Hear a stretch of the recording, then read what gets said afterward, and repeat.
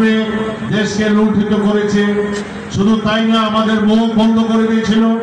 এই দেশে অর্থ ধ্বংস করে তারা বাহ্যিক কিছু কাম দেখাইছে, এই রাস্তা সেই রাস্তা, এই রাস্তা সেই রাস্তার বিনিময়ে হাজার হাজার কোটি টাকা তারা এই দেশ থেকে পাচার করে নিয়ে গেছে।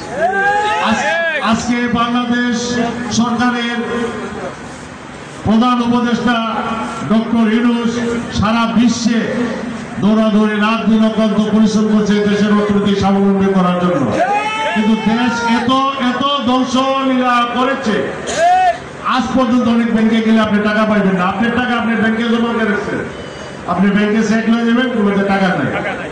এই টাকা কোথায় চলে গেছে? এই টাকা হাসিনা এবং হাসিনার পরিবার এবং তার কিছু সন্ন্যাপন্ডা মিলে এই দেশটাকে 17 বছরে জালিয়াতির মাধ্যমে সবকিছু ধ্বংস করে দিয়েছে।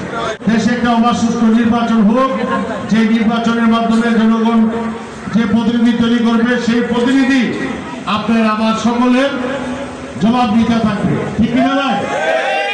সেই জবাবদিহিমূলক নির্বাচন করার জন্য আমাদের বিএনপির ভারপ্রাপ্ত চেয়ারম্যান রাত দিন অক্লান্ত পরিশ্রম করে একটা আমাদের প্রধান উপদেষ্টার সাথে দীর্ঘ 1 মাস আগে আলোচনা করে 12 ফেব্রুয়ারি একটা নির্বাচনের দিনক্ষণ তারিখ ঘোষণা করেছে।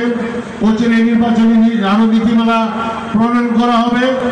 আমি আপনাদের সন্তান, আমি আমার মতো নবীনগরে আরো বিএনপির অনেক প্রার্থী আছে, আমি বিএনপিতে একজন মনোনয়ন প্রত্যাশী।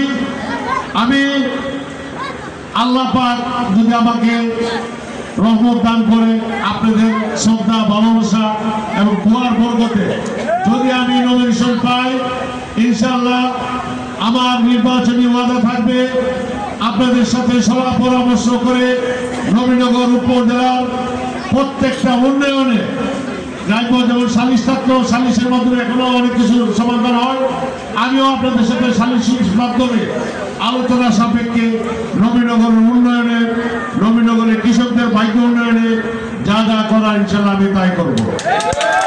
আমি শহীদ রাষ্ট্রপতি জিয়াউর রহমানের খালকাটা কর্মসূচি থেকে 19 দফা কর্মসূচি বাস্তবায়নের জন্য এবং আমাদের ভারপ্রাপ্ত চেয়ারম্যানের 31 দফা কর্মসূচি বাস্তবায়নের জন্য নবীনগর উপজেলার প্রত্যেকটি ইউনিয়নের প্রত্যেকটি গ্রামে গঞ্জে আমি সকাল টু সন্ধ্যা, সন্ধ্যা টু সকাল এইভাবে আমি দিন রাত কাজ করে যাচ্ছি।